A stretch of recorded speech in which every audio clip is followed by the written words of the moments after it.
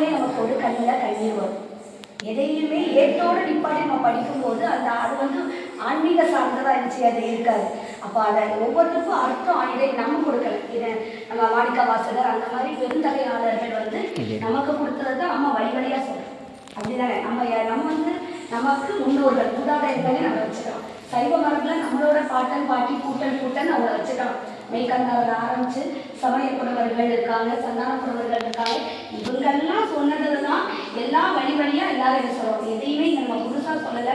நம்முடைய முன்னோர்கள் நமக்கு எடுத்து கொடுத்த இதை தெரியாதவங்களுக்கு எடுத்து சொல்கிறதுக்கு மட்டும்தான் இந்த சைவ மதத்தில் இறைவன் நம்மளை வந்து படிச்சிருக்காரு. இந்த பிறவிங்கிறது அவரோட பாதத்தை நம்ம அடையணுங்கிறது மட்டும்தான். இந்த மனித சட்டையை அவர் நமக்கு கொடுத்துருக்கிறது எதுக்கு அப்படின்னா, மனித சட்டையில் மட்டும்தான் நம்ம இறைவனை செய்ய முடியும், தேட முடியும்.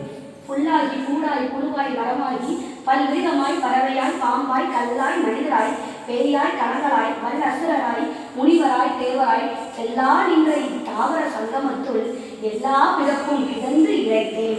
அப்பா போதும், நான் நிறைய பிறவி என்ன செஞ்சுட்டேன், நான் பிறந்துட்டேன், எனக்கு இனிமேல் பிறவி போதும். என் பிறவி போகணும்னா என்ன அர்த்தம், எனக்கு முக்தி வேணும். முக்தினா என்ன, அவர்கிட்ட நம்ம வச்சுப்பார். அப்படி வைக்கிறதுக்காக வேண்டதுக்காக தான் இந்த மண்ணோட சட்டையை தவிர, அதாவது திருவள்ளுவர் சொல்லியிருப்பாரு, அதாவது பொருள் இல்லாருக்கு இவ்வுலகு இல்லை, அருள் இல்லாருக்கு அவ்வுலகு இல்லை. அப்போ இந்த உலகத்துல நம்ம பிறந்துட்டோம், பொருள் வேணும். பொருள் இல்லாம இல்லை, அதுதான் அவர் சொல்லியிருக்காரு வள்ளுவர், பொருள் இல்லாருக்கு இவ்வுலகு இல்லை.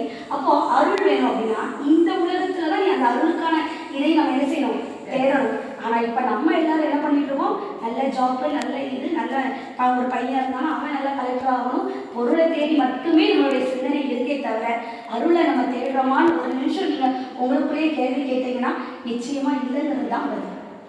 நானுமே ஒரு 26 வயசு வரைக்கும் அப்படிதான், பக்திங்கிறது எல்லாம் மேலோட்டமாக தான் இருக்கும். இப்போ நல்லா சூப்பராக படிப்பேன், எல்லாமே படிப்பேன், அது ஒரு வித பக்தி, நான் இல்லைன்னு சொல்லலை.